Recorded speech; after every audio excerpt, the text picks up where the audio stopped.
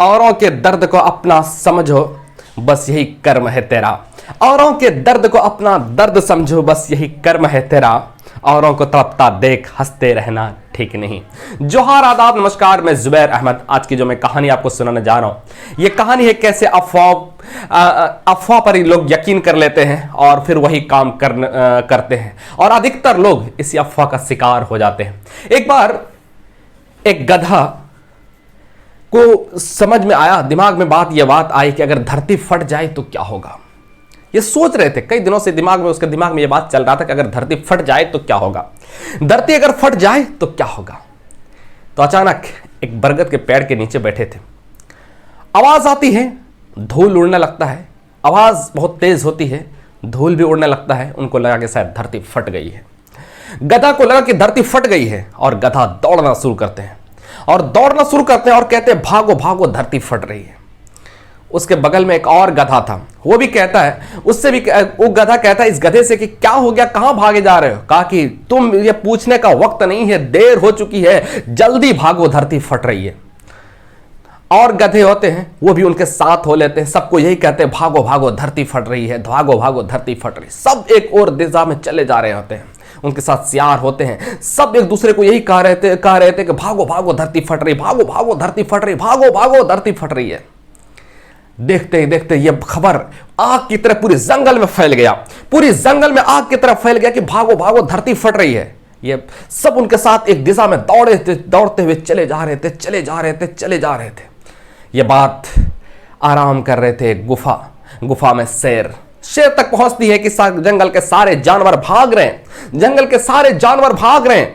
कहा कि क्यों भाग रहे हैं, तो पूछा किसी ने तो बंदर कहता है कि राजा साहब, आपको बहुत देर हो गई, आपको भी भागना चाहिए, धरती फट रही है। कहा रुको।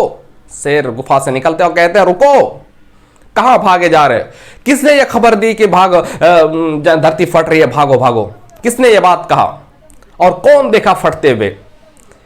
तो जंगल का राजा यह बात पूछते हैं। बंदर कहते हैं मैंने सियार से सुना, सियार कहते हैं मैंने लोमड़ी से सुना, लोमड़ी कहते हैं मैंने भालू से सुना, भालू कहते हैं मैंने हाथी से सुना, हाथी कहते हैं मैंने घोड़े से सुना, घोड़े कहते हैं मैंने गधे से सुना। इस तरह से बात करते करते गधे तक बात पहुंचती है।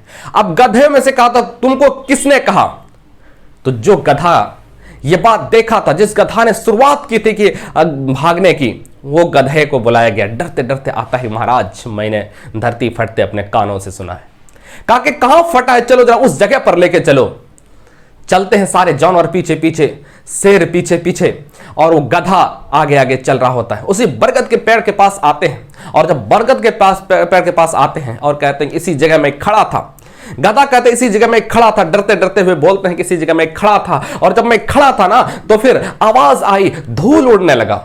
शेर आगे पीछे बढ़ करके देखते हैं तो एक नारियल का पेड़ था, उसे नारियल के पेड़ के नीचे नारियल गिरा हुआ था, पत्थर थोड़ा सा खिसके हुए थे और धूल उस जगह से उड़े हुए थे।